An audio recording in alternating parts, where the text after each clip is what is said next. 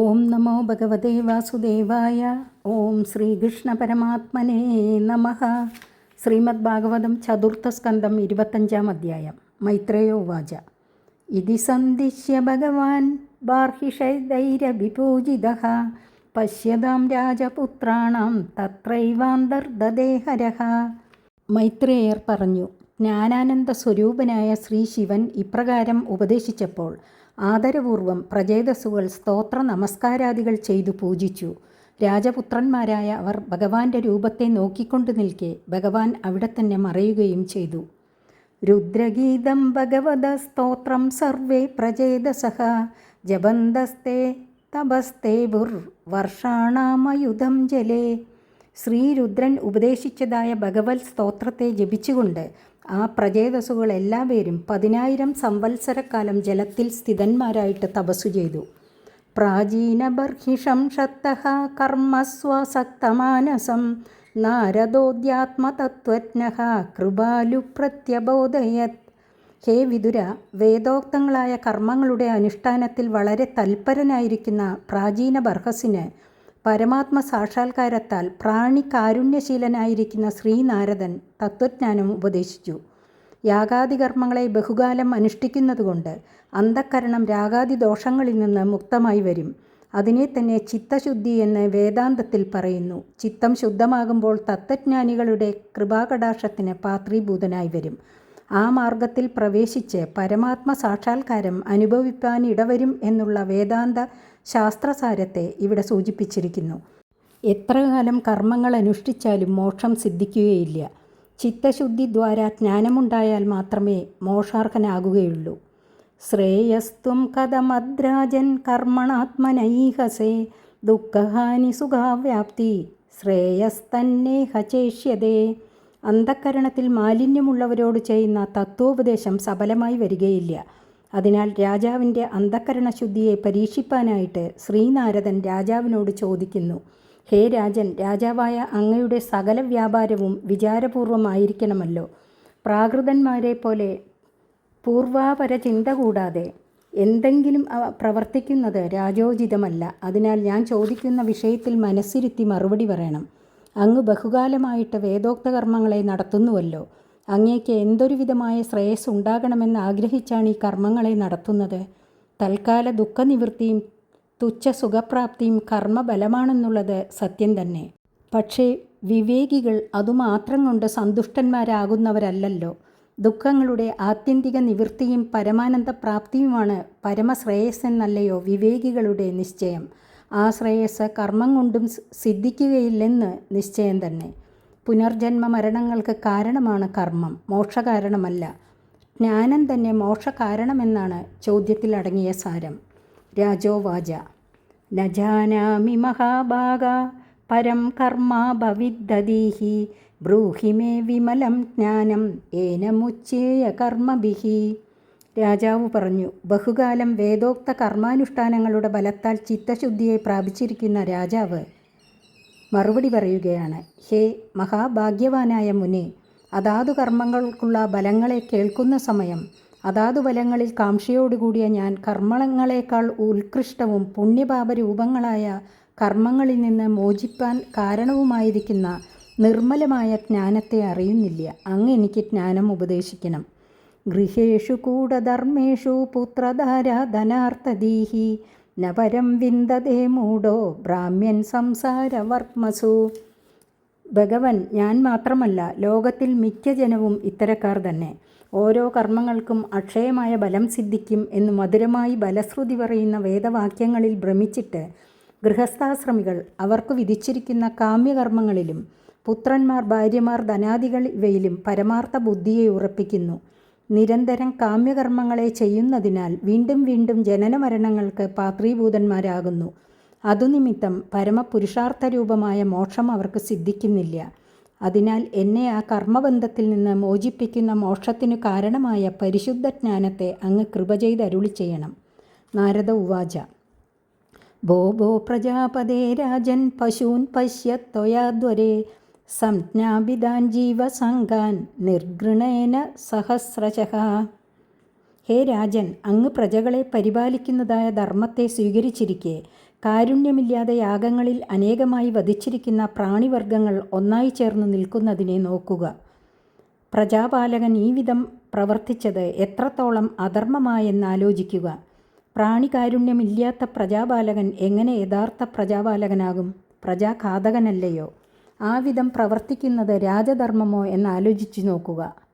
പശുവാദികളും പ്രജകളിൽ ഉൾപ്പെട്ടവ തന്നെ. അവയെ സംഹരിക്കുന്നത് ധർമ്മമല്ല. ഏതേ ത്വം സംപ്രതീക്ഷന്തേ സ്മരന്തോ വൈശസം തവ സംപരേതമയക്കൂടേ ചിന്തന്ത്യുത്തിതമന്യവഃ. ഇവ ഇങ്ങനെ നിൽക്കുന്നത് എന്തിനായിട്ടാണെന്നറിയാമോ? അങ്ങ് അവയുടെ നേരെ പ്രവർത്തിച്ചതായ ആ ഘോരകർമ്മങ്ങളെ ആലോചിച്ചും കൊണ്ട് അങ്ങയെ കാത്തു നിൽക്കുകയാകുന്നു. ഈ സ്ഥൂല ശരീരം വിട്ട് പരലോകത്ത് ചെല്ലുന്ന അങ്ങയെ ഉജ്ജ്വലിക്കുന്ന ക്രോധത്തോടുകൂടിയ അവയുടെ ഇരുമ്പ് പോലെ കഠിനങ്ങളായ കൊമ്പുകൾ കൊണ്ട് കുത്തിത്തുളച്ച് ചിന്ന ഭിന്നമാക്കുവാൻ ഒരുങ്ങി നിൽക്കുകയാകുന്നു. യാഗത്തിൽ ചെയ്യുന്ന പശുഹിംസ ഹിംസയല്ലെന്ന് വേദത്തിൽ കാണുന്ന വിധി പൂർവപക്ഷമാണ്. പ്രാണിഹിംസ സർവദാ വർജ്യമാണെന്നുള്ള സിദ്ധാന്ത പക്ഷത്തെ ഇവിടെ സൂചിപ്പിച്ചിരിക്കുന്നു. അത്രതേ കഥയിഷ്യേ അമും ഇതിഹാസം പുരാതനം പുരഞ്ജനസ്യ ചരിതം നിബോധഗതോ മമ. ഇങ്ങനെ കർമ്മത്തിൽ വിരക്തിയെയും ജ്ഞാനത്തിൽ താൽപ്പര്യത്തെയും ജനിപ്പിച്ച ശേഷം വിഷയാസക്തനായിരിക്കുന്ന രാജാവിനോട് പരമാത്മ സ്വരൂപത്തെ ശരിക്കു നേരിട്ടു പറഞ്ഞാൽ ധരിപ്പാൻ പ്രയാസമായിരിക്കും. വിഷയികൾക്ക് വിഷയസംബന്ധ കഥകൾ കേൾപ്പാൻ താൽപ്പര്യമുണ്ടാകും. അതിനാൽ പരോക്ഷരൂപേണ ആത്മസ്വരൂപത്തെ ധരിപ്പിക്കുന്നതാണ് സമുചിതമെന്നുള്ള കാരുണ്യത്താൽ ശ്രീ നാരദമുനി പുരഞ്ജന കഥാവ്യാജേന രാജാവിന് ആത്മജ്ഞാനത്തെ ഉപദേശിക്കുന്നു. ഹേ രാജൻ, അങ്ങേക്ക് പരമാത്മാവിനെ അറിവാൻ ഉപകരിക്കുന്നതായ ഒരു കഥ പറയാം. അത് പണ്ട് കഴിഞ്ഞ ഒരു ചരിത്രമാകുന്നു. പുരഞ്ജന ചരിത്രം എന്നാണ് ആ കഥയ്ക്ക് പേര്. അതിനെ ഞാൻ അങ്ങയോട് പറയാം, മനസ്സിരുത്തി കേൾക്കുക. അതിൽ നിന്ന് അങ്ങ് ആഗ്രഹിക്കുന്ന പരമാത്മ തത്വജ്ഞാനമുണ്ടാകും. ആസീത് പുരഞ്ജനോ നാമ രാജാ രാജൻ ബൃഹശ്രവാഹ തസ്യ വിജ്ഞാതനാമാസീത് സഖാ വിജ്ഞാതചേഷ്ടിതഃ. ഹേ രാജൻ, അങ്ങയെപ്പോലെ തന്നെ മഹാകീർത്തിശാലിയായിട്ട് പുരഞ്ജനൻ എന്നു പേരുള്ള ഒരു രാജാവുണ്ടായിരുന്നു. അദ്ദേഹത്തിന് മറ്റാരാലും അറിയപ്പെടാത്ത നാമധേയത്തോടും വ്യാപാരത്തോടും കൂടിയ ഒരു സ്നേഹിതനും ഉണ്ടായിരുന്നു. ഈ പുരഞ്ജനോപാഖ്യാനം ജീവാത്മ പരമാത്മ സ്വരൂപത്തെ സൂചിപ്പിക്കുന്ന ഒരു കഥയാണെന്ന് മുമ്പ് പറഞ്ഞുവല്ലോ. ഇതിലടങ്ങിയിരിക്കുന്ന സാരം ശ്രീ നാരദമുനി തന്നെ പ്രാചീന ബർഹസിന് ഉപദേശിക്കുന്നുണ്ട്. അതിനാൽ ഈ ഓരോ ശ്ലോകങ്ങളിലുമുള്ള ആത്മജ്ഞാനത്തിന് ഉപയോഗപ്പെടുന്ന ഭാഗങ്ങളെ ഇവിടെ തന്നെ അല്പാൽപ്പം പറഞ്ഞു പോകുന്നതാണ് സമുചിതം. ഈ കഥയിൽ രണ്ടംശമാണല്ലോ അടങ്ങിയിരിക്കുന്നത്. അതിൽ ഒന്ന് പുരഞ്ജനൻ എന്ന രാജാവിൻ്റെ കഥാസ്വരൂപം തന്നെ, മറ്റൊന്ന് ആത്മസ്വരൂപമാണ്. പുരഞ്ജനൻ പുരം, ശരീരം, അതിനെ ജനിപ്പിക്കുന്നവൻ പുരഞ്ജനൻ ജീവാത്മാവ്. ദേഹാത്മബുദ്ധി നിമിത്തം ബലകാംക്ഷയോടുകൂടെ ചെയ്യുന്ന പുണ്യപാപരൂപ കർമ്മങ്ങൾ നിമിത്തം പിന്നെയും പിന്നെയും ശരീരങ്ങളെ എടുക്കുവാൻ ഇടവരുത്തുന്നതിനാൽ ജീവാത്മാവിന് പുരഞ്ജനൻ എന്ന നാമധേയം കൽപ്പിച്ചു. ജീവൻ്റെ സ്നേഹിതൻ, ജീവനെ കർമ്മങ്ങളിൽ പ്രേരിപ്പിക്കുന്ന അന്തര്യാമിയായ ഈശ്വരൻ. ശാസ്ത്രജ്ഞാനത്താൽ ബുദ്ധിക്ക് സംസ്കാരം സിദ്ധിക്കാത്തവർ അന്തര്യാമിയായ ഈശ്വരനെയും ഈശ്വര വ്യാപാരത്തെയും അറിയാത്തതുകൊണ്ട് ജീവസകനായ ഈശ്വരൻ്റെ പേരും പ്രവൃത്തിയും മറ്റുള്ളവർക്കറിഞ്ഞുകൂടാ എന്നും സൂചിപ്പിക്കുന്നു. ദേഹേന്ദ്രിയ കരണങ്ങളാൽ ചെയ്യപ്പെടുന്ന കർമ്മങ്ങളുടെ ബലം ജീവനിൽ പ്രവേശിക്കുന്നതുകൊണ്ട് മന്ത്രികളും സൈന്യങ്ങളും ചേർന്ന് പ്രവർത്തിക്കുന്ന യുദ്ധാദികളുടെ ജയാപജയ ബലം നിമിത്തം രാജാവെന്ന പോലെ ജീവൻ സുപ്രസിദ്ധ കീർത്തിമാൻ എന്നതും യുക്തം തന്നെ. സോന്യേഷമാണ് ശരണം ബഭ്രാമ പൃഥിവീം പ്രഭു നാനുരൂപം യഥാ വിന്ദതഭൂത്സവിമനായിവ. ആ രാജാവ് സർവത്തിനും സമർത്ഥൻ തന്നെയെങ്കിലും വാസയോഗ്യമായ ഒരു സ്ഥാനം അന്വേഷിച്ചുകൊണ്ട് ഭൂമി മുഴുവനും സഞ്ചരിച്ചിട്ടും അനുരൂപസ്ഥാനം ലഭിക്കാത്തതിനാൽ സന്തോഷമില്ലാത്ത മട്ടിലായി തീർന്നു. ജീവാത്മാവ് പുണ്യപാപങ്ങളെ അനുസരിച്ച് 3 ലോകങ്ങളിലും ജനനമരണ രൂപേണ സഞ്ചരിച്ചു. ഏതു ശരീരം സിദ്ധിച്ചാലും എല്ലാ ഭോഗങ്ങൾക്കും അനുസരിച്ചതായിട്ട് തോന്നിയില്ല. എന്നാൽ തീരെ വൈരാഗ്യമുണ്ടായില്ല. ശ്വാവായിട്ടോ പന്നിയായിട്ടോ ജനിച്ചാലും അവിടെയും വിഷയസുഖം ഉണ്ടെന്ന് വരികിൽ അതിൽ രമിക്കും. പരിശുദ്ധമായ ആനന്ദമില്ലാത്തതിനാൽ സംതൃപ്തി ഇല്ലാതെയും ഇരിക്കുന്നു. ഇതാണ് ജീവനില. നസാധുമേനേത സർവഭൂതലേ യാവതീ പുരഃ കാമാൻ കാമയമാനോസൗ തസ്യോപപത്തയേ. കാമധീനനായ ജീവൻ പശ്വാദി സകല ശരീരങ്ങളിലും അതൃപ്തനായി തന്നെയിരുന്നു. ആഗ്രഹം തന്നെ അതൃപ്തിക്ക് കാരണം. പൂർണ്ണമായ വൈരാഗ്യം വരുന്നതുവരെ ജീവൻ സംതൃപ്തിയെ അടയുകയില്ല. സ ഏകദാ ഹിമവതോ ദക്ഷിണേഷു ദശാനുഷു ദദർശ നവഭിർദ്വാർഭിഃ പുരം ലക്ഷിതലക്ഷണം. ഹിമവാന്റെ തെക്കേ താഴ്വാരങ്ങൾ എന്നത് കർമ്മക്ഷേത്രമായ ഭാരതഖണ്ഡം. 9 മാർഗങ്ങൾ എന്നത് മുഖത്തുള്ള 7ഉം അധോഭാഗത്തുള്ള 2ഉം കൂടെ 9 ദ്വാരങ്ങൾ. ലക്ഷിത ലക്ഷണ എന്നത് ഇഹത്തിലും പരത്തിലുമുള്ള സുഖങ്ങളെ സമ്പാദിപ്പിക്കാനുപകരിക്കുന്ന ജ്ഞാനമുണ്ടാകുവാൻ അവകാശപ്പെട്ടിരിക്കുന്ന മനുഷ്യ ശരീരം. പശ്വാദി ബഹുജന്മങ്ങൾ കഴിഞ്ഞ ശേഷം ജീവന് മനുഷ്യ ശരീരം ലഭിച്ചു. പ്രാകാരോപവനാട്ടാല പരിഗൈരക്ഷതോരണൈഃ സ്വർണരൗപ്യായ സൈശൃംഗൈഃ സങ്കുലാം സർവതോ ഗൃഹൈഃ. ചുറ്റും മതിലുകളും രമ്യങ്ങളായ പൂന്തോട്ടങ്ങളും വിശ്രമിപ്പാൻ യോഗ്യതയുള്ള ചന്ദ്രശാലകളും അന്യന്മാർക്ക് അതിക്രമിക്കുവാൻ കഴിയാത്തതായ കിടങ്ങുകൾ മുതലായ ദുർഗങ്ങളും വായുസഞ്ചാരത്തിന് വേണ്ടുവോളം ജനലുകളും മനോഹരങ്ങളായ തോരണങ്ങളും സ്വർണം, വെള്ളി, ഇരുമ്പ് ഇവ കൊണ്ടുണ്ടാക്കിയിട്ടുള്ള താഴികക്കുടങ്ങളുമുള്ള ഗൃഹങ്ങൾ കൊണ്ട് 4 ഭാഗവും നിറഞ്ഞിരിക്കുന്നതുമായിരുന്നു ആ വാസസ്ഥാനം. ശരീരാവയവങ്ങളെ പ്രാകാരാദികളായിട്ട് വർണ്ണിച്ചിരിക്കുകയാണ്. അഹങ്കാരാദി ഭാവങ്ങൾ ജീവനെ മറയ്ക്കുന്നവയാകയാൽ മതിലുകൾ, അനുഭവയോഗ്യങ്ങളായ ശബ്ദാദി വിഷയസമൂഹങ്ങൾ പൂന്തോട്ടങ്ങൾ, ഉയർന്ന സ്ഥാനമായ മുഖം അട്ടാലം, നിഷേധിക്കപ്പെട്ട വിഷയങ്ങൾ തന്നെ സഞ്ചാരത്തെ നിരോധിക്കുന്ന മുതലായ ദുർഗങ്ങൾ, വെളുത്തും തുടുത്തും കറുത്തുമിരിക്കുന്ന ധാതുക്കളടങ്ങിയ ശരീരാവയവങ്ങൾ തന്നെ കൊടുമുടികൾ, ഇന്ദ്രിയദ്വാരങ്ങൾ, വായു സഞ്ചാരോചിതങ്ങളായ ജനലുകൾ, നിരനിരയായി കാണപ്പെടുന്ന രോമരാജി, ദന്തനിര എന്നിവ തോരണങ്ങൾ, മൂലാധാരം, സ്വാധിഷ്ഠാനം, മണിപൂരം, അനാഹതം, വിശുദ്ധി, ആജ്ഞ എന്നിങ്ങനെയുള്ള ജീവസ്ഥാനങ്ങൾ, 4 പാടുമുള്ള ഭവനങ്ങൾ. ഇങ്ങനെ ശരീരഭാഗങ്ങളെ ഇവിടെ സൂചിപ്പിച്ചിരിക്കുന്നു. നീലസ്ഫടിക വൈദൂര്യ മുക്താമരകതാരുണൈഃ ക്ലിപ്തഹർമ്മ്യസ്ഥലീം ദീപ്താം ശ്രിയാ ഭോഗവതീമിവ. ശരീരപക്ഷത്തിൽ രത്നങ്ങളുടെ വർണ്ണങ്ങൾ പോലെയുള്ള നാഡികൾ നിറഞ്ഞിരിക്കുന്നതെന്നും ഹർമ്മ്യത്തിൻ്റെ സ്ഥാനത്തിൽ ആ വക നാഡികളുടെ കേന്ദ്രസ്ഥാനങ്ങളായ ഹൃദയം, പുരികങ്ങളുടെ മധ്യം എന്നും സൂചിപ്പിച്ചു. ഭോഗവതീം ഇവ, ഭോഗങ്ങൾ തികഞ്ഞിരിക്കുന്നതോ എന്ന് തോന്നും എന്നർത്ഥത്താൽ സകല ഭോഗങ്ങൾക്കും സമുചിത സ്ഥാനമാണീ ദേഹം എന്ന് തോന്നുമെന്നല്ലാതെ ഇതിലും പരമതൃപ്തിക്ക് അവകാശമില്ലെന്നും സൂചിപ്പിച്ചു. സഭാ ചത്തുരരത്യാഭി ആക്രീഡായതനാപണൈഃ ചൈത്യധ്വജപതാകാഭി ഉത്വാം വിദ്രുമവേദിഭിഃ.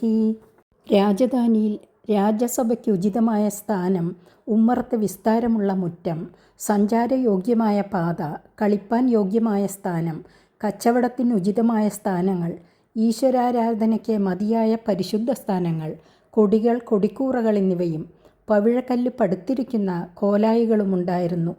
കഥാസംബന്ധമായ അർത്ഥം സ്പഷ്ടമാണല്ലോ.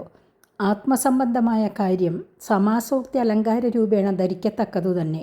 രാജാവ് എന്ന് പറഞ്ഞത് ജീവാത്മാവാണല്ലോ. അദ്ദേഹത്തിനിരുന്ന് കാര്യാദികൾ നടത്തുവാനുള്ള സഭയെന്നത് അന്തഃക്കരണം. ചത്വരമെന്നത് 4 ഭാഗത്തേക്കും തിരിയുവാനുള്ള സ്ഥലം. താളുവിൻ്റെ അധോഭാഗത്ത് മുഖദ്വാരം, നാസികാദ്വാരം, നയനദ്വാരം, കർണദ്വാരം എന്ന 4 മാർഗങ്ങൾ ജീവമഹാരാജാവിന് സഞ്ചരിപ്പാൻ യോഗ്യങ്ങളായിട്ടുണ്ട്. അതിനെയാണ് 4ഉം കൂടിയ പാത എന്ന് നിശ്ചയിച്ചത്. ആവണം, വ്യാപാരസ്ഥലം, ജീവൻ്റെ വ്യാപാരങ്ങൾ നടത്തുവാനുള്ള സ്ഥലം മനോഗോളമാകയാൽ അതിനെ ആവണമായി കൽപ്പിച്ചു.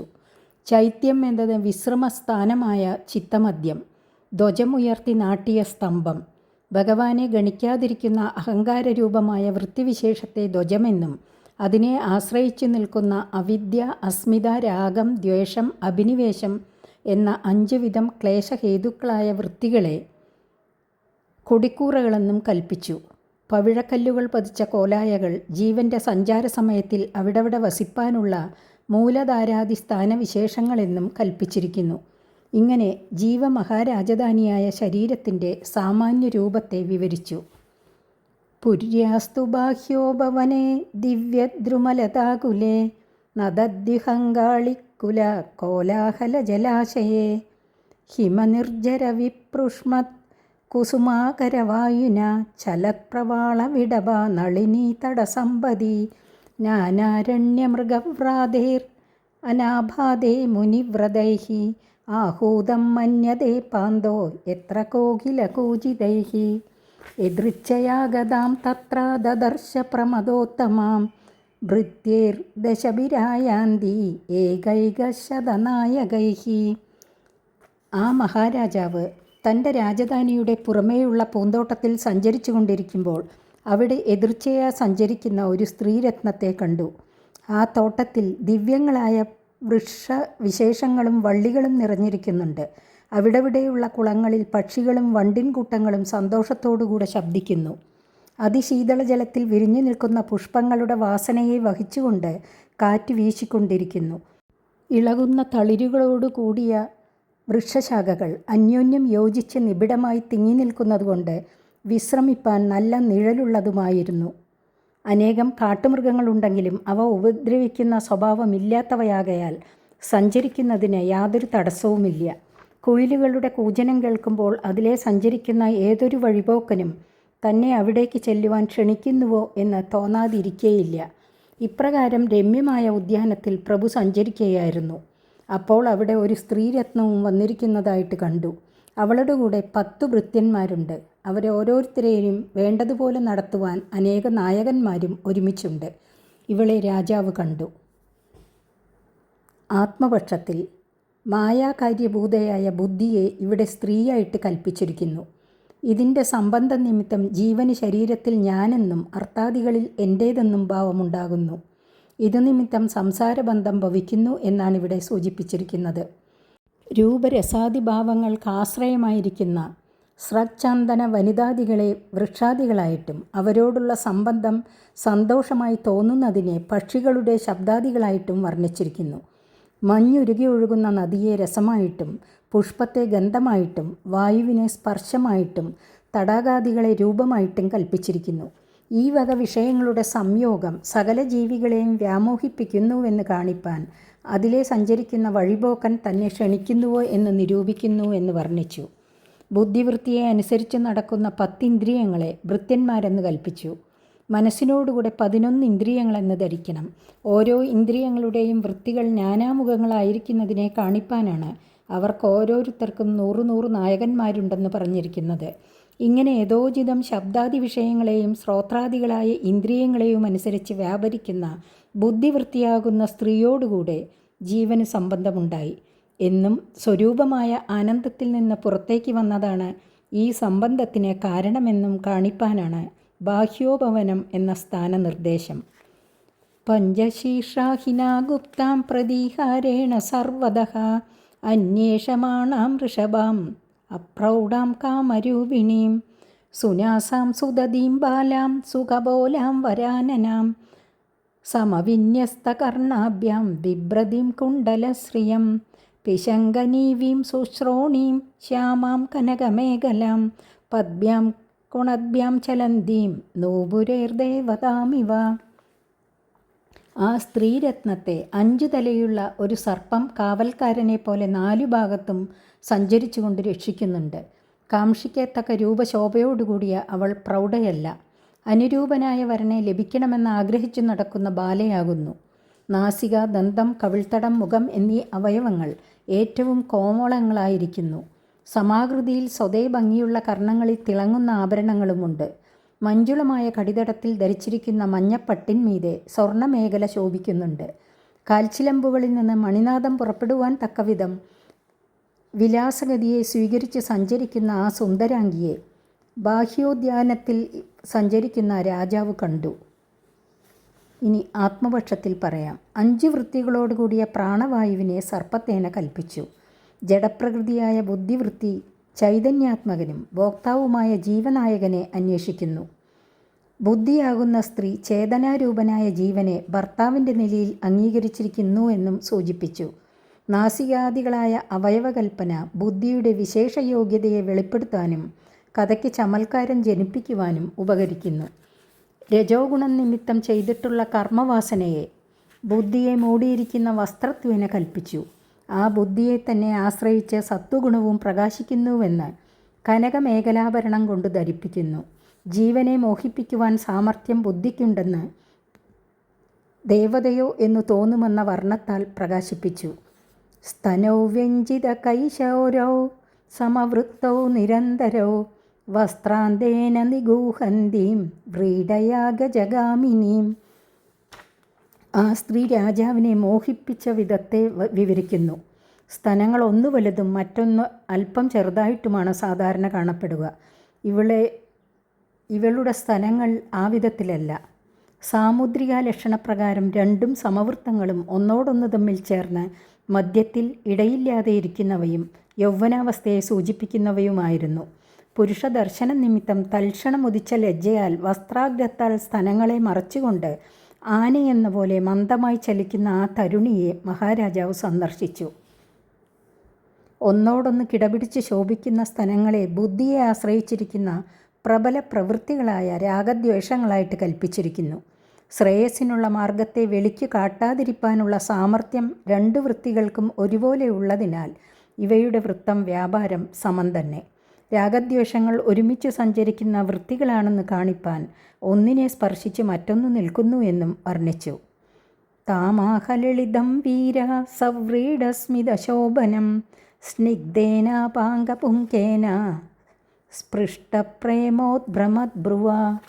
സ്വപ്രേമത്തെ സൂചിപ്പിക്കുന്ന വിധത്തിൽ പുരികങ്ങളെ ചലിപ്പിച്ചും സ്നേഹത്തെ പ്രകാശിപ്പിച്ചും കൊണ്ട് കടക്കണ്ണുകളാൽ രാജാവിനെ സ്ത്രീരത്നം ഒന്ന് നോക്കി. ആ നോട്ടം രാജാവിൻ്റെ അന്തരംഗത്തിൽ തട്ടി. അപ്പോൾ ധൈര്യത്തെ അവലംബിച്ചുകൊണ്ട് തൻ്റെ ആഗ്രഹത്തെ അവളെയും ധരിപ്പിക്കുവാനായി നിശ്ചയിച്ച രാജാവ് അവളുടെ മനസ്സിനെ വശമാക്കുവാൻ തക്കവിധം സംഭാഷണം ചെയ്തു. ദർശനമാത്രത്താൽ അന്യോന്യം അനുരക്തന്മാരായെന്ന് വർണ്ണിച്ചത് ജീവനും ബുദ്ധിക്കും തമ്മിൽ അന്യോന്യാധ്യാസം ഉണ്ടായെന്ന് സൂചിപ്പിക്കുവാനാകുന്നു. ജീവനെ വീരനായിട്ട് കൽപ്പിച്ചത് ശാസ്ത്രമര്യാദകളെ അതിക്രമിക്കുന്ന സ്വഭാവത്തെ കാണിപ്പാനാകുന്നു. ജീവന് പശ്വാദി യോനികളിലും ബുദ്ധിയോട് സംയോഗമുണ്ടെന്നിരിക്കലും മനുഷ്യ ശരീരത്തിലെത്തുമ്പോൾ ബുദ്ധി വിശേഷ സ്നാനത്തിന് അർഹയാണെന്ന് കാണിപ്പാൻ വേണ്ടിയിട്ടാണ് ഒരു പുതിയ വേഷത്തിൽ ബുദ്ധിയെ വർണ്ണിച്ചത്. കാത്തും കഞ്ചപലാശാക്ഷി കസ്യാസീഹ കുതസതി ഇമാമുപപുരീം ഭീരു കിം ചികീർഷസി ശംസമേ. ഹേ പങ്കജദളനയനെ, ഭീരു, ശോഭനെ, നീ ആരാകുന്നു? ആരുടെ പുത്രി? എവിടെ നിന്നാണ് വരുന്നത്? ഈ പ്രദേശത്തിൽ എന്തു ചെയ്യുവാനാണ് ആഗ്രഹിക്കുന്നത്? ഈ വിവരം പറഞ്ഞു കേൾപ്പാൻ ഞാൻ ആഗ്രഹിക്കുന്നു. രാജാവ് ആ സ്ത്രീയോട് സംസാരിക്കുകയാണ്. ക ഏതേനുപദായേതാ ഏകാദശ മഹാബടാഹ ഏതാവാലലനാ സുഭ്രു കോയം തേഹി പുരസ്സരഹ. ഹേ സുന്ദരി, നിന്റെ പിന്നാലെ നടക്കുന്ന ഭൃത്യന്മാരായ ഈ 11 ഭടന്മാർ ആരാകുന്നു? ഈ സ്ത്രീകൾ ആരാണ്? മുമ്പിൽ നടക്കുന്ന സർപ്പമാരാണ്? 10 ഇന്ദ്രിയങ്ങളും മനസ്സും കൂടെ 11 പേർ ഇന്ദ്രിയങ്ങൾ. ഇന്ദ്രിയവൃത്തികളെ വേറെ കാണിപ്പാൻ സ്ത്രീകളായിട്ടും വർണ്ണിച്ചു. പ്രാണനെയാണ് സർപ്പമെന്ന് പറഞ്ഞത്. ത്വം ഹീർഭവാന്യസ്യതവാഗ്രമാപദീം വിജിന്യുദീക്കിം മുനിവദ്രഹോവനെ ത്വദംഗ്രികാമാപ്ത സമസ്തകാമം ക്വ പത്മകേശ പതിതക്കരാഗ്രാത്. നിന്റെ പാദപത്മങ്ങളെ ആഗ്രഹിച്ചതുകൊണ്ടുതന്നെ സകല കാമങ്ങളും സാധിച്ചിരിക്കുന്ന ധർമ്മദേവനാകുന്ന ഭർത്താവിനെ തിരഞ്ഞു നടക്കുന്ന ഹ്രീയാകുന്നുവോ? അതോ ശ്രീ ശിവനെ മുനിമാരെന്നുപോലെ ഏകാന്തസ്ഥാനമായ വനത്തിൽ തിരഞ്ഞു നടക്കുന്ന ഭവാനി ദേവിയോ? അതോ ബ്രഹ്മദേവനെ അന്വേഷിക്കുന്ന സരസ്വതീ ദേവിയോ? അല്ലെങ്കിൽ ശ്രീഹരിയെ തിരയുന്ന ശ്രീദേവിയോ? ശ്രീദേവി തന്നെയെങ്കിൽ കയ്യിൽ സ്വതേയുള്ള താമരമൊട്ട എവിടെ വീണുപോയി? നീ ദേവിയായതുകൊണ്ട് നിന്നോട് യോജിപ്പാൻ മനുഷ്യനായ എനിക്ക് യോഗ്യത ഇല്ലെന്നു കരുതി ഞാൻ വ്യസനിക്കുന്നു. അധ്യാത്മപക്ഷത്തിൽ ബുദ്ധ്യാദി വിശിഷ്ടമായ ലിംഗശരീരത്തിൽ അധ്യാസം നിമിത്തം ജീവൻ സ്വമാഹാത്മ്യത്തെ തീരെ മറക്കുകയും ശരീരത്തിൽ അഭിമാനിക്കുകയും ചെയ്യുന്നുവെന്ന് മാത്രം ധരിക്കണം. ബാക്കി വിശേഷങ്ങളെല്ലാം കഥാപക്ഷത്തിൽ ചമൽകൃതി ജനിപ്പിക്കുന്നു എന്നേ ഉള്ളൂ. നാസാം വരോർ വന്യതമാ ഭുവിസ്പൃക് പുരീമിമാം വീരവരേണ സാകം അർഹസ്യലങ്കർത്തൃമദഭ്രകർമ്മണ ലോകം പരം ശ്രീരിവയത്നപുംസ. മേൽ കാണിച്ച സ്തുതിവചനത്താൽ സ്വാധീനമാക്കിയ ശേഷം ദേവിയല്ലാത്തതിനാൽ എന്നോടുകൂടെ രമിക്കുവാൻ നീ അർഹയാണെന്ന് പറഞ്ഞ് വശീകരിക്കുന്നു. ഹേ സുന്ദരി, നീ മേൽപ്പറഞ്ഞ ഭവാന്യാദി ദേവിമാരിൽ ഒരുവളെന്ന് ഞാൻ ധരിക്കുന്നു. എങ്ങനെയെന്നാൽ നീ ഭൂമിയെ സ്പർശിക്കുന്നു, ദേവിമാർ ഭൂസ്പർശം ചെയ്യുന്നവരല്ലല്ലോ. ഇത്രമാത്രമുള്ള വ്യത്യാസത്താൽ നീ മാനുഷിയാണെന്ന് ഞാൻ അറിയുന്നതിനാൽ മഹാകർമ്മങ്ങളെ നടത്തുവാൻ സമർത്ഥനായിരിക്കുന്ന വീരാഗ്രഗണ്യനായ എന്നോടുകൂടെ യോജിച്ച് ഈ പുരിയെ ശ്രീദേവി ശ്രീഹരിയോട് ചേർന്ന് വൈകുണ്ഠ ലോകത്തെ എന്ന പോലെ അലങ്കരിപ്പാൻ യോഗ്യയാകുന്നു. ആധ്യാത്മപക്ഷത്തിൽ പറയുകയാണെങ്കിൽ ലിംഗദേഹത്തിൽ അഭിമാനിച്ചപ്പോൾ ഇഹത്തിലും പരത്തിലും ഭോഗങ്ങളെ സമ്പാദിപ്പാൻ ഉതകുന്ന കർമ്മങ്ങളിൽ ആസക്തി പൂർത്തിയായി എന്ന് സൂചിപ്പിച്ചു. യഥേഷമപാംഗവിഖണ്ഡിതേന്ദ്രിയം സവ്രീഡഭാവസ്മിതവിഭ്രമദ്ഭ്രുവ ത്വയോപസൃഷ്ടോ ഭഗവാൻ മനോഭവഃ പ്രഭാതദേധാനു ഗൃഹാണശോഭനെ.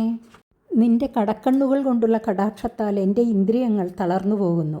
ലജ്ജാഭാവത്തോടും മന്ദഹാസത്തോടും കൂടെ ചലിപ്പിക്കുന്ന പുരികങ്ങളോടുകൂടിയ നിന്നാൽ പ്രേരിതനും ഭഗവാനാൽ നൽകപ്പെട്ട പുരികങ്ങളോട് കൂടിയവനുമായ ഈ കാമദേവൻ എന്നെ ദുഃഖിപ്പിക്കുന്നു. അതുകൊണ്ട് ശോഭനെ, നീ എന്നിൽ പ്രസാദിച്ച് അനുഗ്രഹിക്കണം. രജോ ഗുണപ്രധാനയായ ബുദ്ധിയുടെ സാന്നിധ്യ നിമിത്തം പുരുഷൻ സ്ത്രീയാദി സുഖഭോഗങ്ങളെ സമ്പാദിക്കണമെന്നുള്ള ആഗ്രഹത്തിന് അധീനനായതുകൊണ്ട് സ്വരൂപമായ ആനന്ദത്തിൽ നിന്ന് ചലിക്കുകയും ഇന്ദ്രിയങ്ങൾക്ക് അധീനനാവുകയും ചെയ്യുന്നതിനാൽ ജീവൻ സ്ത്രീവശനാകുന്നുവെന്ന് സൂചിപ്പിച്ചിരിക്കുന്നു. ത്വധാനനം സുഭ്രുസുധാരലോചനം വ്യാളംബനീലാളകവൃന്ദസംവൃതം ഉന്നീയമേ ദർശയ വൽഗുവാചകം യദ്ബ്രീഡയാനാഭിമുഖം ശുചിസ്മിതേ. മദനാഗ്നി സന്താപത്തെ നശിപ്പിക്കുന്ന മന്ദഹാസാമൃതത്തെ വഹിച്ചിരിക്കുന്ന സുന്ദരി, നിന്റെ മുഖത്തെ ഉയർത്തി എൻ്റെ നേരെ കാണിക്കുക. അതിൻ്റെ സന്ദർശനം തന്നെ എൻ്റെ സന്താപത്തെ തീർക്കും. എന്തുകൊണ്ടെന്നാൽ നിന്റെ മുഖത്തെ അലങ്കരിക്കുന്ന പുരികങ്ങൾ അതിമനോഹരങ്ങൾ, നേത്രങ്ങൾ അധികശോഭയുള്ള കരിമിഴിയാൽ അലങ്കരിക്കപ്പെട്ടവ, നീണ്ടു നീണ്ടു നീലനിറത്തിലിരിക്കുന്ന കുറുനിരകളുടെ സമൂഹത്താൽ അല്പം മറയ്ക്കപ്പെട്ടിരിക്കുന്ന മുഖത്തിൽ നിന്ന് പുറപ്പെടുന്ന മനോജ്ഞവാചകം സർവ്വസന്താപത്തെയും ശമിപ്പിക്കുവാൻ സമർത്ഥമായിരിക്കും. ലജ്ജ നിമിത്തം താഴ്ത്തിയിരിക്കുന്ന ആ മുഖത്തെ ഉയർത്തുക, എന്നെ നോക്കി ആനന്ദിപ്പിക്കുക. അധ്യാത്മപക്ഷത്തിൽ പറയുകയാണെങ്കിൽ പുരുഷൻ ഏകാന്തത്തിൽ സ്ത്രീസഹിതനായിരിക്കുന്നതിനാൽ വിവേകഹീനനായിട്ട് അവളിൽ ആസക്തനായി ഭവിക്കുവാൻ സംഗതിയുള്ളതുകൊണ്ട് സംസാര നിവൃത്തിയെ ആഗ്രഹിക്കുന്നവർ സ്ത്രീ സാന്നിധ്യത്തെ അകറ്റുക തന്നെ വേണം. അവശനായി മതിമറക്കുന്നവർ ചാബല്യം പലതും കാട്ടുകയും പറയുകയും ചെയ്യും. ഇതുതന്നെ ആത്മവിസ്മൃതിയുടെയും തന്നിമിത്തമുണ്ടാകുന്ന സമ്മോഹത്തിൻ്റെയും ലക്ഷണം. ഇത്തം പുരഞ്ജനം നാരി യാജമാനമതീരവത് അഭ്യനന്ദത തം വീരം ഹസന്തി വീരമോഹിത. അധീരനെ പോലെ ഇപ്രകാരം പ്രാർത്ഥിക്കുന്ന പുരഞ്ജന രാജാവിനെ കണ്ട് മോഹിച്ചിരിക്കുന്ന ആ സ്ത്രീ, ഹേ വീര, മന്ദസ്മിതം ചെയ്തുകൊണ്ട് അഭിനന്ദിച്ചു. ചൈതന്യസ്വരൂപനായ ജീവന് ബുദ്ധിയോട് ചേർന്നാലല്ലാതെ ഭോഗസമ്പത്തിയില്ല. അതുപോലെ തന്നെ ജഡയായ ബുദ്ധിക്ക് ചേതനാസ്വരൂപനായ ജീവനോട് ചേരാതെ ഭോഗങ്ങളെ അനുഭവപ്പെടുത്താനും ശക്തിയില്ല. ചിദ്രൂപനായ ജീവൻ ബുദ്ധിയെയും ജഡരൂപയായ ബുദ്ധി ജീവസാന്നിധ്യം നിമിത്തം ജീവനെയും അംഗീകരിച്ചു. ഇതിന് അന്യോന്യാധ്യാസം എന്നു പേർ. ഇതു നിമിത്തം ജീവന് ഭോഗങ്ങളെ അനുഭവിക്കുന്നവനെന്നും ഭോഗങ്ങൾക്കുചിതങ്ങളായ ഉപകരണങ്ങളെ സമ്പാദിക്കുന്നവൻ എന്നുമുള്ള രണ്ടു നില കിട്ടി. ഇതിനെ ഭോക്തൃത്വമെന്നും കർത്തൃത്വമെന്നും പറയുന്നു. നവിതാമ വയം സമ്യക് കർത്താരം പുരുഷർഷഭ ആത്മനശ്ച പരസ്യാഭി ഗോത്രം നാമ ചയത്കൃതം. ഹേ പുരുഷശ്രേഷ്ഠ, എൻ്റെ പിതാവ് ആരെന്നാകട്ടെ, അദ്ദേഹം നിമിത്തം എനിക്കുള്ള ഗോത്രം ഏതെന്നാകട്ടെ, എൻ്റെ പേർ എന്തെന്നാകട്ടെ, ഞങ്ങൾ നന്നായി അറിയുന്നില്ല. അങ്ങയുടെയും ഈ സംഗതികളെ ഞങ്ങൾ അറിയുന്നില്ല. അധ്യാത്മപക്ഷത്തിൽ പറയുകയാണെങ്കിൽ അവിദ്യയുടെ പരിണാമം ബുദ്ധിസ്വരൂപമാകയാൽ സർവകാരണമായ പരമാത്മാവിൻ്റെ സാക്ഷാത്കാരം എപ്പോൾ ഉണ്ടാകുന്നുവോ അപ്പോൾ ബുദ്ധി പരമാത്മാവിൽ ലയിച്ചു കഴിഞ്ഞു. പരമാത്മജ്ഞാനം ഉദിച്ചാൽ അപ്പോൾ അവിദ്യ നശിച്ചു എന്നു സാരം. സൂര്യൻ്റെ കിരണങ്ങളുടെ വ്യാപ്തി നിമിത്തം നശിക്കുന്ന ഇരുട്ടിനും സൂര്യനും തമ്മിൽ സന്ദർശനം ഒരു കാലത്തും ഇല്ലാത്തതുപോലെ പരമാത്മാവിനും അവിദ്യയ്ക്കും ഒരു കാലത്തും അന്യോന്യം സംബന്ധമില്ല. ശരിയായ ജ്ഞാനം എന്നത് പരമാത്മ സാക്ഷാത്കാരം തന്നെ. അയഥാർത്ഥ ജ്ഞാനമാകട്ടെ പറയത്തക്കതല്ലല്ലോ. അതുകൊണ്ട് കിട്ടുന്ന സാരമെന്തെന്നാൽ ജീവസാന്നിധ്യത്തിലുള്ളതുപോലെ വിളങ്ങുന്ന ബുദ്ധിവൃത്തി ആത്മസാക്ഷാത്കാര പര്യന്തം ഛായാരൂപേണ ശോഭിക്കുന്നു. അതുവരെ ജീവൻ അവിദ്യാസംബന്ധം നിമിത്തം ശരീരബന്ധമുള്ളതുപോലെയും കാണപ്പെടുന്നു. അപരോക്ഷാനുഭവം ലഭിക്കുമ്പോൾ നിദ്രയിൽ നിന്നുണർന്നവൻ ഏകൻ മാത്രമല്ലാതെ സ്വപ്ന പദാർത്ഥങ്ങളൊന്നും പാരമാർത്ഥികങ്ങളല്ലെന്ന് കാണുന്നതുപോലെ പരമാത്മാവ് മാത്രമല്ലാതെ ശരീരം മുതൽ ബുദ്ധി പര്യന്തമുള്ള യാതൊന്നും വാസ്തവമല്ലെന്ന് അറിയുന്നു എന്ന് സൂചിപ്പിച്ചു. ഇഹാദ്യസന്തമാത്മാനം വിദാമന തതപ്പരം ഏനേയം നിർമ്മിത വീര പുരി ശരണമാത്മനഃ. ഹേ വീര, എൻ്റെ വാസത്തിന് യോഗ്യമായ ഈ പുരിയെ നിർമ്മിച്ചതാരാണെന്നും അറിയില്ല. ഞാനിപ്പോൾ ഇവിടെ നിൽക്കുന്നുവെന്ന് മാത്രമല്ലാതെ അതിൽ നിന്ന് അന്യമായ യാതൊന്നും അറിഞ്ഞുകൂടാ. ആത്മപക്ഷത്തിൽ പറയുകയാണെങ്കിൽ ബുദ്ധി ഈ ശരീരത്തെ ഞാനെന്ന് അഭിമാനിക്കുന്നതിനാൽ അതിലിരുന്ന് വിഷയങ്ങളെ നിരന്തരം അനുഭവിക്കുക മാത്രമല്ലാതെ അന്യമായ അറിവ് അതിനില്ല എന്നാണ് സിദ്ധിക്കുന്നത്. ഇതിൽ നിന്ന് അറിയേണ്ടതായ സംഗതി, ഉടമസ്ഥനില്ലാത്തതായി ഒഴിഞ്ഞുകിടക്കുന്ന ഒരു ഗൃഹത്തിൽ എതിർച്ചയായ ആഗതന്മാരായ സ്ത്രീ പുരുഷന്മാർ ഒരുമിച്ചിരുന്ന് സുഖിക്കുന്ന മാതിരിയിലാണ് ദേഹാത്മബന്ധം ജ്ഞാനദശയിൽ കലാശിക്കുന്നത് എന്നാകുന്നു. ആത്മസാക്ഷാത്കാര നിമിത്തം അനാദിയായ സംസാരവാസന മൂലത്തോടുകൂടി നശിപ്പിച്ചപ്പോൾ ശരീരത്തെയോ അതിനെ അഭിമാനിച്ച ബുദ്ധിയെയോ ജീവഭാവത്തെയോ ഒരിടത്തും കാണുന്നില്ല. ജ്ഞാനാനന്ദ സത്യസ്വരൂപം സർവത്ര പരിപൂർണമായിരിക്കുന്നു എന്ന് സാരം.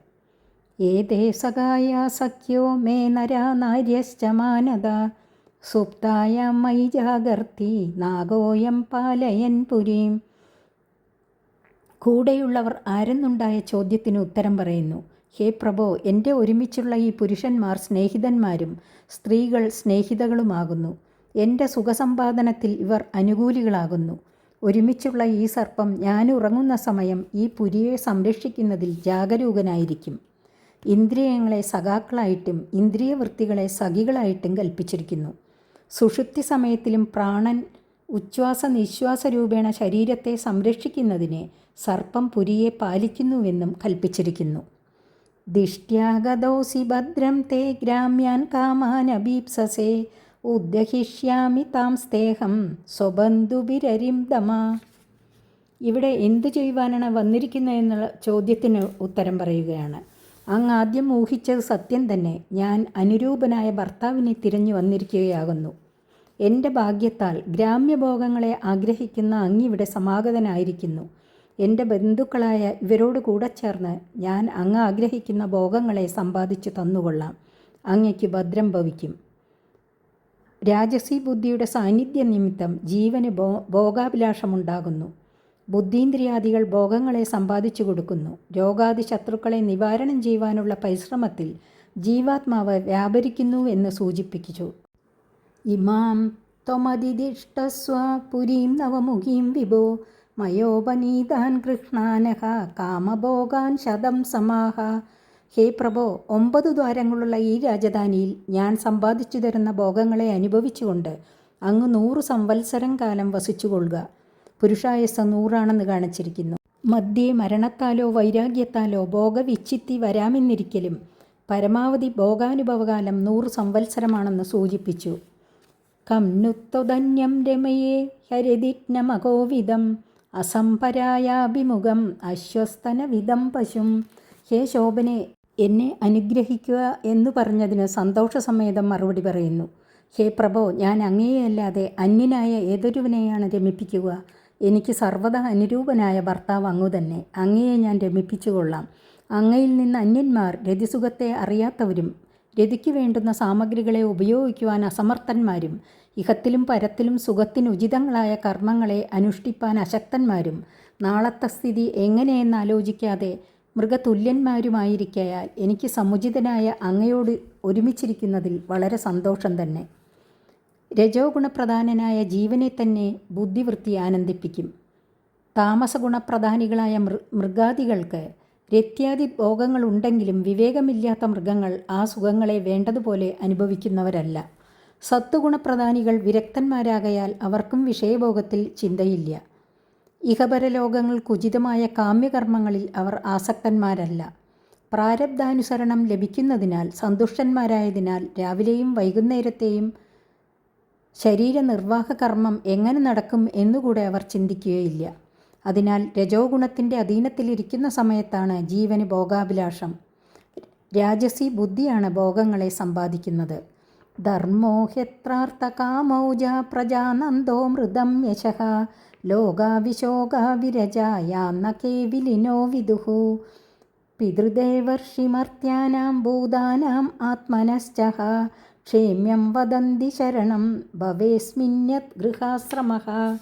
സാത്വികന്മാരെയും താമസന്മാരെയും നിന്ദിച്ച ശേഷം രാജസന്മാരുടെ യോഗ്യതയെ വർണ്ണിക്കുകയാണ്.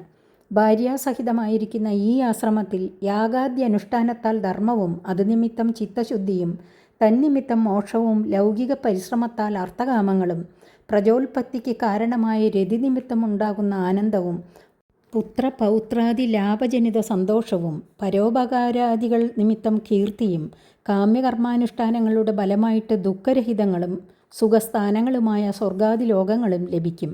ഗൃഹസ്ഥാശ്രമത്തെ വെടിഞ്ഞിരിക്കുന്ന അന്യന്മാർ ഇവയെ അറിയുന്നില്ല.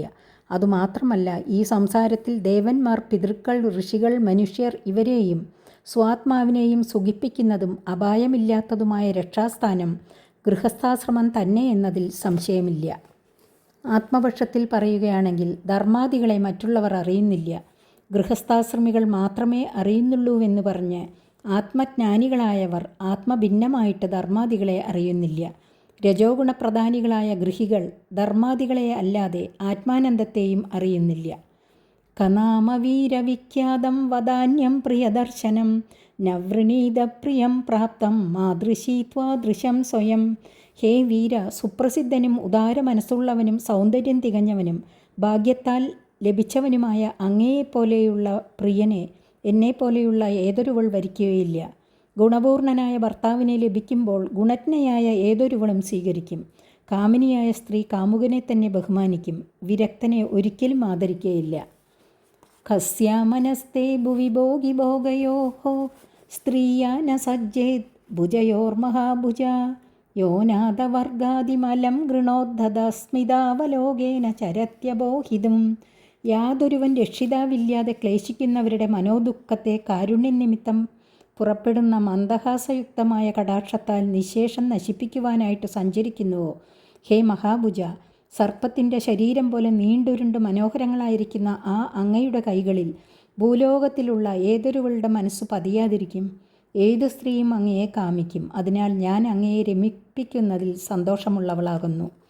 അവയവങ്ങളിൽ വെച്ച് കൈകളുടെ സൗന്ദര്യത്തെ പ്രത്യേകമായി എടുത്തു കാണിച്ചത് രജോ ഗുണപ്രധാനികൾ ജ്ഞാനേന്ദ്രിയങ്ങളെക്കാൾ അധികം കർമ്മേന്ദ്രിയങ്ങളാണ് ഉപയോഗപ്പെടുത്തുക എന്ന് സൂചിപ്പിക്കുവാനാകുന്നു. നാരദ ഉവാച ഇതി തൗ ദമ്പതി തത്ര സമുദ്യ സമയം മിതഃ താം പ്രവിശ്യ പുരീം രാജൻ മുമുദാതേ ശതം സമാഹ. നാരദർ പറഞ്ഞു, ഹേ രാജൻ, ഇങ്ങനെ അവർ രണ്ടുപേരും പരസ്പരം ചെയ്ത നിശ്ചയപ്രകാരം ഭാര്യ ഭർത്താക്കന്മാരായിട്ട് അവിടെയുള്ള 9 ദ്വാരങ്ങളടങ്ങിയ ആ രാജധാനിയിൽ പ്രവേശിച്ചിട്ട് 100 സംവത്സരക്കാലം സന്തോഷിച്ചിരുന്നു. ബുദ്ധിയാകുന്ന ഉപാധിയോട് ജീവൻ ചേർന്നാലും പോരാ, ഭോഗം സിദ്ധിക്കണമെങ്കിൽ സ്ഥൂല ശരീരത്തോടുകൂടെ യോജിക്കണം. അതിനാൽ ലിംഗശരീരത്തോടുകൂടെ സ്ഥൂലോപാധിയെ ഞാനെന്ന് അഭിമാനിച്ചു. അതുമുതൽ വിഷയഭോഗങ്ങളെ സുഖാസ്പദങ്ങളായി കരുതി സന്തോഷിപ്പിക്കുവാനും തുടങ്ങി എന്ന് ജീവൻ്റെ ഐഹിക ഭോഗ സ്വഭാവത്തെ കഥാരൂപേണ സംക്ഷേപിച്ചു പറഞ്ഞു. ഉപഗീയമാനോ ലളിതം തത്ര തത്ര ജഗായ ഗൈഹി ക്രീഡൻ പരിവൃത സ്ത്രീഭിർ ഹ്രദീനീമാ വിശശ്ചുജൗ. രാജാവ് പുരിയിൽ പ്രവേശിച്ചപ്പോൾ ലോകത്തിൽ മഹോത്സവമുണ്ടായി. രാജാവിനെക്കുറിച്ച് സ്തോത്രം ചെയ്യുന്ന സൂതമാഗതാദികൾ അവിടവിടെ നിന്ന് സ്തുതിച്ചിരുന്നു. സ്ത്രീജനങ്ങളോടുകൂടി ചേർന്ന് ക്രീഡിച്ചു കൊണ്ടിരുന്ന രാജാവ് ഉഷ്ണകാലത്തിൽ താപം തീർപ്പാനായിട്ട് ഒരു തടാകത്തിൽ ഇറങ്ങി. ആത്മപക്ഷത്തിൽ പറയുകയാണെങ്കിൽ ജീവൻ സ്ഥൂല ശരീരപ്രാപ്തിക്കായിട്ട് ഗർഭത്തിൽ പ്രവേശിച്ചതിനെ പുരി പ്രവേശമായിട്ടും ഗർഭധാരണം മുതൽ ജനങ്ങൾ സാധാരണ സ്ത്രീകൾ ഗർഭഗതനെക്കുറിച്ച് പ്രശംസിക്കുന്നതിനെ വന്ദികളുടെ സ്തുതിയായിട്ടും കൽപ്പിച്ചു. ജാതമാത്രൻ്റെ ജാഗ്രത അവസ്ഥയെ താപകാലമായിട്ടും സുഷുപ്തി അവസ്ഥയെ തടാകമായിട്ടും കൽപ്പിച്ചിരിക്കുന്നു. ജാഗ്രത്, സ്വപ്നം, സുഷുപ്തി എന്ന 3 അവസ്ഥകൾക്ക് ജീവൻ അധീനൻ ആയിത്തീരുന്നതിനെ അല്പമാത്രം പ്രകാശിപ്പിച്ചു. സപ്തോപരികൃതാദ്വാരഃ പുരസ്തസ്യാസ്തു ദ്വേ അധഃ പൃഥഗിഷയഗത്യർത്ഥം തസ്യാം യഃ കശ്ചനേശ്വരഃ. രാജധാനിയിൽ 9 ദ്വാരങ്ങളുണ്ടെന്ന് പറഞ്ഞുവല്ലോ. ആ ദ്വാരങ്ങൾ ഏതേത് സ്ഥാനങ്ങളിലാണെന്ന് കാണിക്കുന്നു. ആ രാജധാനിയുടെ മുകളിൽ 7 മാർഗങ്ങളും താഴത്ത് 2 മാർഗങ്ങളുമാണുള്ളത്. ആ രാജധാനിയിൽ വസിക്കുന്ന രാജാവ് അവയിൽ ഓരോന്നിൽ കൂടെ അദ്ദേഹത്തിൻ്റെ രാജ്യവിഭാഗങ്ങളെ സന്ദർശിപ്പാനായി സഞ്ചരിക്കുന്നു. ശരീരത്തിൻ്റെ ഉപരിഭാഗമായ മുഖത്തിൽ നേത്രങ്ങൾ, ശ്രോത്രങ്ങൾ, നാസികകൾ, മുഖം ഇങ്ങനെ 7, അധോഭാഗത്തിൽ ഗുദം, ലിംഗം ഇങ്ങനെ 2 കൂടെ 9 വഴികൾ. രൂപരസഗന്ധ ശബ്ദ സ്പർശാദി വിഷയങ്ങളിലേക്ക് മുകളിലുള്ള വഴികളിൽ കൂടെയും രതിസുഖാനുഭവത്തിനും വിസർജനത്തിനും അധോമാർഗങ്ങളിൽ കൂടെയും ജീവൻ സഞ്ചരിക്കുന്നു എന്നാണ് സൂചിപ്പിച്ചത്. പഞ്ചദ്വാരസ്തു പൗരസ്ത്യ ദക്ഷിണൈക തദോത്തര പശ്ചിമേദ്യേ അമൂഷാം തേ നാമാനി നിർഭവർണ്ണയേ. ഹേ രാജാവേ, മുകളിലുള്ള 7 ദ്വാരങ്ങളിൽ 5 മാർഗം കിഴക്കുഭാഗത്തും 1 തെക്കും 1 വടക്കുമാകുന്നു. താഴത്തെ ദ്വാരങ്ങൾ 2 പടിഞ്ഞാറു ഭാഗത്തുമാണ്. അവയുടെ നാമധേയങ്ങളും അങ്ങയോട് പറയാം. നേത്രങ്ങളും നാസികകളും വായും മുൻഭാഗത്താകയാൽ അവയെ കിഴക്കേ മാർഗങ്ങളെന്നും വലത്തും ഇടത്തും ഭാഗത്തുള്ള ഓരോ കർണങ്ങളെ തെക്കും വടക്കുമുള്ള മാർഗങ്ങളെന്നും ഗുദം, ലിംഗം എന്ന 2 ദ്വാരങ്ങളെ പടിഞ്ഞാറുള്ള മാർഗങ്ങളെന്നും കൽപ്പിച്ചു. ലിംഗം പൂർവഭാഗത്താണെങ്കിലും ഗുദസാമീപ്യത്താലും കഥാചമൽക്കാരത്തിനു വേണ്ടിയും പടിഞ്ഞാറെന്ന് സങ്കല്പിച്ചതാണ്. ഖദ്യോദാ വിർമുഖീ ച പ്രാക് ദ്വാരാവേഗത്ര നിർമ്മിതേ വിഭ്രാജിതം ജനപദം യാതിതാഭ്യാം ദ്യുമത്സഗഃ. കിഴക്കുഭാഗത്തുള്ള ദ്വാരങ്ങളുടെ നാമധേയങ്ങളും അവയിൽ കൂടെ പുരഞ്ജന രാജാവിൻ്റെ സഞ്ചാര സ്ഥാനങ്ങളെയും പറയുന്നു. കിഴക്ക് ഭാഗത്ത് ഒരു ദിക്കിൽ 2 ദ്വാരങ്ങളെ നിർമ്മിച്ചിട്ടുണ്ട്. ഖദ്യോതം, ആവിർമുഖി എന്നാണ് ഓരോന്നിൻ്റെ പേർ. ആ വഴിയിൽ കൂടെ പുരഞ്ജന മഹാരാജാവ് ദ്യുമാൻ എന്നുപേരായ സ്നേഹിതനോടുകൂടെ വിഭ്രാജിതം എന്ന് പ്രസിദ്ധമായിരിക്കുന്ന ദേശവിഭാഗത്തേക്ക് സഞ്ചരിക്കുന്നു. അല്പം പ്രകാശിക്കുന്ന സ്വഭാവത്തോടുകൂടിയ ഇടത്തെ കണ്ണിന് ഖദ്യോതം എന്നും അധികം പ്രകാശിക്കുന്ന വലത്തെ കണ്ണിന് ആവിർമുഖി എന്നും നാമധേയം കൽപ്പിച്ചിരിക്കുന്നു.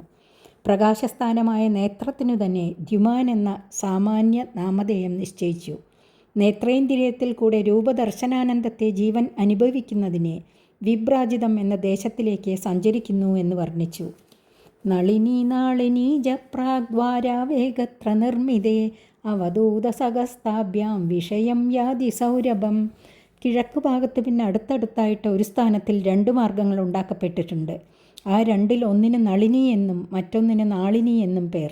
ആ വഴികളിൽ കൂടെ പുരഞ്ജനൻ അവധൂതൻ എന്നുപേരായ സ്നേഹിതനോടുകൂടെ സൗരഭം എന്ന പേരായ ദേശത്തേക്ക് സഞ്ചരിക്കും. ഇടത്തെ നാസികദ്വാരത്തെ നളിനി എന്നും വലത്തേതിനെ നാളിനി എന്നും കൽപ്പിച്ചു. അവധൂതൻ എന്ന നാസികയ്ക്ക് പേർ നിശ്ചയിച്ചു. സൗരഭം എന്നാൽ ഗന്ധം. നാസികയിൽ കൂടെ ഗന്ധത്തെ അനുഭവിച്ചാനന്ദിക്കുന്നതിനെ വർണ്ണിച്ചു.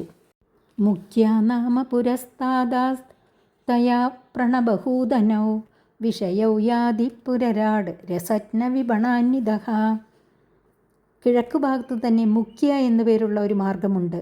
രാജാവ് ആ വഴിയിൽ കൂടെ ആവണം, ബഹൂധനം എന്നുപേരുള്ള 2 ദേശങ്ങളെ പ്രാപിക്കും. ആ ദേശങ്ങളെ കാട്ടിക്കൊടുപ്പാൻ രസജ്ഞൻ എന്നും വിപണൻ എന്നും പേരുള്ള 2 പേർ പ്രഭുവിന് സഹായികളായിട്ട് കൂടെ പോകും.